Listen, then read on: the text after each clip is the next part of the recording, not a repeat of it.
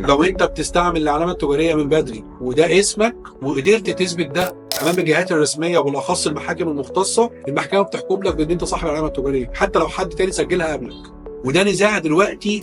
شائك وموجود ومنتشر جدا في الاسواق المصريه والعربيه بشكل عام، ان كتير جدا من الشركات بتجيلنا بيبقى عنده علامه تجاريه شغال بيها بقاله سنه واثنين وثلاثه، ويجي يسجلها في الجهه الاداريه اللي هي مسجله باسم حد تاني منافس او حد بيبتزه او حد تاني طرف ثالث اخر ملوش علاقه بيه، بس لقاه مسجل الاسم، فقام بيسجل الاسم وراكنه واصلا الاسم ده مش بتاعه. فبيجي صاحب العلامه التجاريه الاصلي اللي هو كان بيستعملها من فتره كبيره، لو قدر يثبت ده قدام المحكمه المختصه، المحكمه المختصه بتصدر حكم قضائي يلزم الجهه الاداريه بشطب تسجيل الشخص اللي قام بتسجيل العلامه التجاريه حتى لو هو سجلها الاول، بتتشطب وبتتسجل باسم صاحبها الاصلي اللي هو صاحب الاولويه في الاستعمال، صاحب العلامه التجاريه.